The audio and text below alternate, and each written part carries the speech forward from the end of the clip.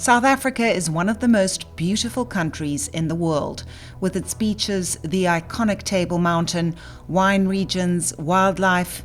The list is endless. Yet it's unlikely to be one of the top picks for international tourists anytime soon, as a result of the recent unrest and looting sprees, as well as the impact on the economy from COVID. The economy has taken a devastating knock. So where to from here? It will take years to recover, if ever, as at least some investors will decide that they no longer have the appetite to invest in South Africa due to the high risk and poor return. Immigration rates are on the increase. Immigration inquiries have increased threefold since the looting and unrest. A lot of South Africans who can get out are doing just that.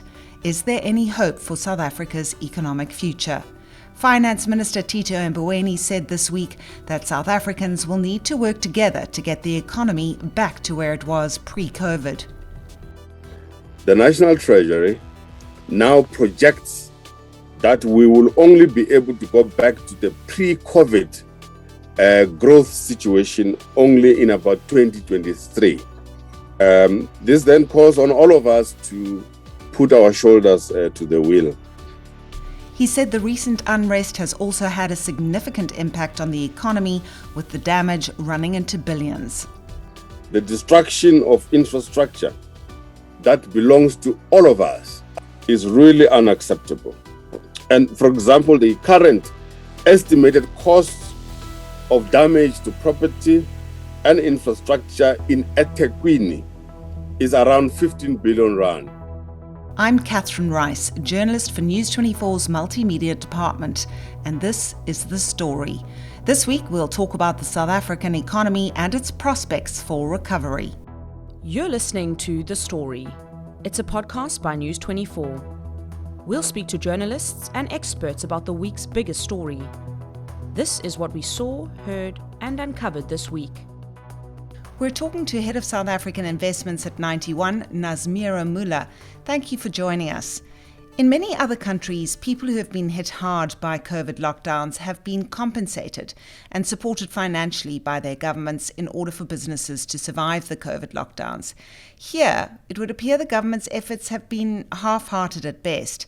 The tourism industry and hospitality industry, as well as the restaurant industry, is completely in tatters. Can it ever be rebuilt? And how long, if ever, do you think it'll take? Hi, Catherine. I think that the hospitality industry is going to take some time to come back to what it was pre-COVID. I think South Africa has been struggling with the fact that it doesn't have the fiscal means to provide widespread support, but also with a government that has very little capacity to actually administer targeted support. And as a result, what we've seen is very little support being provided to businesses. The most effective has been the TERS scheme through the Unemployment Insurance Fund, which has reached a large number of employees. But I think it is going to take several years for the restaurant industry to bounce back. And what do you think the effect is going to be on tourists overseas who are watching the wave of looting on their TV screens? I mean, what image is that creating? Do you think tourism will ever get back to being what it was, having been one of the biggest foreign exchange generators for South Africa in the past? I think it depends what happens going forward.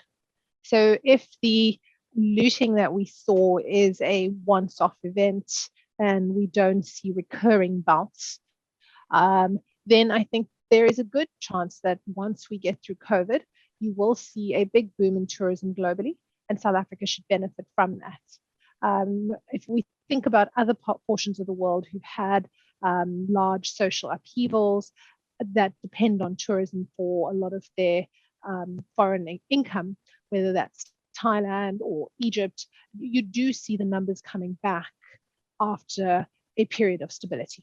I believe we're the only country in the world where the number of people who receive social grants dramatically exceeds the number of people who pay tax.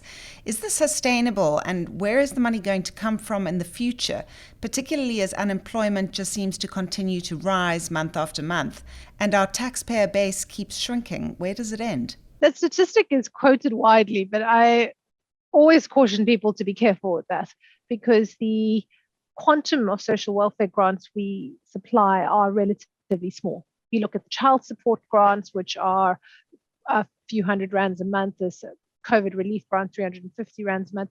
These aren't large amounts of money that are being paid to each individual, though the number of individuals who do receive them is quite large. So I don't think simply comparing number of taxpayers to number of recipients in one of the most unequal societies in the world is a useful statistic. Having said that, I think the lack of job creation is a real problem, and we can't get away from that. So we need to see growth. What we haven't seen for the last decade, since the onset of the Jacob Zuma presidency, is any real growth in the economy. And what's happened is, despite an initial commodity price surge post-global financial crisis, regulatory instability, corruption, government meddling have resulted in contracting private fixed investment, which has now lowered our potential growth rate. Therefore, the solution is an improvement in private investment.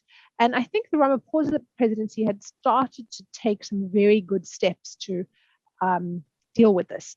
Most notably, the big increase in the self-generation limit for electricity from 1 megawatt to 100 megawatts. And that, I think, will start to see quite a bit of investment in that sector coming through. But we need to see more such positive steps. And what about the rand, Nazmeera? Where's that heading? It's been weakening significantly in recent weeks, but how is that going to affect our economy?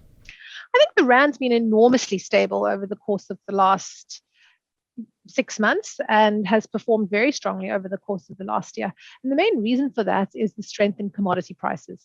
80% of what South Africa exports are commodities, and what we've seen is commodity prices performing very, very strongly. There was a note I was looking at this morning which said South Africa's trade balance for the last 12 months is the largest trade surplus ever experienced in the life of the average South African, even as a percentage of GDP, given the life of the average South African is about 38 years old. So that is what is supporting the rand, even in the face of a lot of these images that we've seen globally. It's not the capital accounts that is driving the currency. Rather, what it is that we are selling far more to the rest of the world in terms of value than we are buying at this point in time. And is that sustainable? I think the question is what happens to commodity prices going forward. We've seen a sharp rise, partially driven by plentiful central bank liquidity from the US, from Europe, from Japan, even China to some extent. But can that be sustained?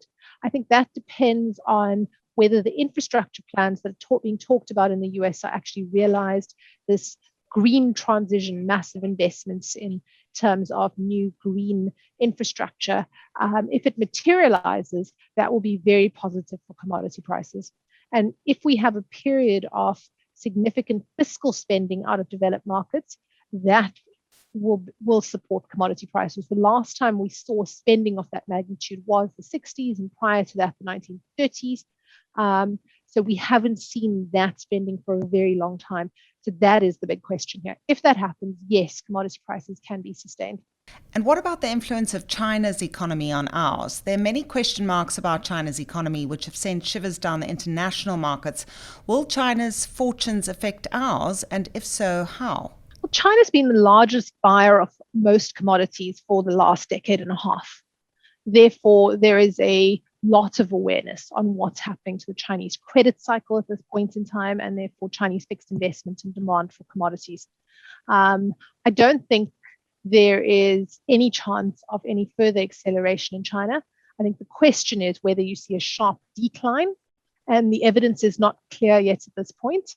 I think what the government is trying to engineer is a gradual slowdown. So I would expect to see incremental demand for commodities from China slowing. Therefore, the question is, can we see other parts of the world growing their demand to offset this? The big risk is if you see a very sharp slowdown. I think the risk of that in China, though, is actually relatively low, because the ability of the authorities to manage slowdowns is better than we see in more open economies like the US. Well, thank you so much for your time. That was Head of South African Investments at 91, Nazmeera Muller. We are now joined by News 24 economy reporter Lamise Omarjee. Lamise, thanks for joining us. Is there a rational, well thought out plan from government for rebuilding the economy that anyone believes in? Can you tell us about Tito Mbowene's recovery plans? Are they feasible or just pie in the sky? Well, we have the umbrella plan from the President Cyril Ramaphosa, which is the Economic Reconstruction and Recovery Plan that was announced last year in response to the COVID-19 pandemic. If you remember, it had a really harsh impact on the economy. We actually contracted to a record level of 7% last year, something which possibly hasn't been seen in 100 years. But this plan is in place and it targets things like infrastructure investment, green economy interventions, the inclusion of women and youth, as well as energy security. And there has been some progress already that we've seen, particularly in the energy sector. The president recently announced that regulations in the energy sector that would allow private generators to generate as much as 100 megawatts of power. And that would possibly help with our energy security challenges, because we know that load shedding has been such a stumbling block for businesses and for other parts of the economy to function. And that's just one reform, but it's very impactful. And also, just in terms of growth levels, I know I said that we contracted severely last year, but in the first quarter already, we were surprising in terms of our recovery. And this year, for 2021, the Reserve Bank sees us growing 4.2%, and the International Monetary Fund sees us growing as much as 4%. They've actually revised the outlook from 3.1% to 4%. Where Treasury comes in is probably through Operation Vulindlela. That's a joint effort with the presidency. And that's focused on unblocking the barriers in industries like telecommunications, power, water, and even in tourism, where we see issues with visas. According to the Treasury's Director General, Dondo Mogajani, this week he said that there have been some fruits from Operation Vulindlela and that reforms are ongoing. Do you think this is the time to still be insisting on radical economic transformation, or should we all just be pulling together to try and reconstruct this country and try and get it back on track, if that's still possible? I think radical economic transformation probably got a bad name because of state capture, and that is sort of explored by academics in the Betrayal of the Promise report, which was published a few years ago. That's very unfortunate, because our economy does need a restructuring. We have one of the most unequal societies in the world, and we can't ignore that. Think about the hard lockdown, that happened last year when we had food security as an issue. That shouldn't be an issue in 2021 in a democracy. So, and I also think that with unrest, regardless of what the root cause of it was, or the sinister forces behind it, it's a reflection that there are masses of people who are desperate in our country and they're living without, any dignity, whereas there's only a handful of people living in luxury. And so we can't rebuild our economy with the hopes that it's going to be what it was in 2019 before the pandemic, because that was an economy where not everyone has equal opportunity. And we need to consider what we're going to do for future generations. They need to have a better country to live in, where everyone has equal opportunities, things like employment in our economy. So the only way we can rebuild and reconstruct is by ensuring redistribution, and there isn't any way around that. Everyone should be able to enjoy wealth that is generated in this economy, and it can't just be reserved for a few people. So it depends on how we are defining failed state and by whose standards we are a failed state. If we look at our unemployment figures, we have 7.2 million people who are jobless. And some people would argue that if at least one person is unemployed and unable to earn an income, then that's a failure. Or if people can't access medical care or, proper education, then that's a failure. We shouldn't lose any hope, because it's not like government isn't doing anything. The government recently reintroduced the 350 Rand social relief of distress grant. And I think it's because they realized that people needed it. And so it's not like we have a government that is completely dismissing people's concerns.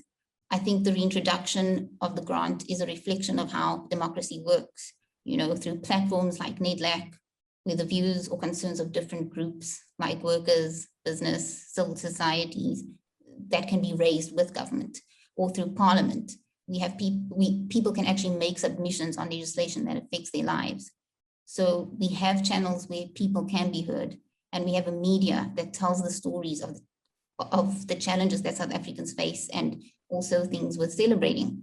So as long as we have a thriving democracy in which we can have a free press that is instrumental in ensuring access to information and which can hold government to account, and as long as people can vote for their representatives at different levels of government, then I think we are not on the way to a failed state.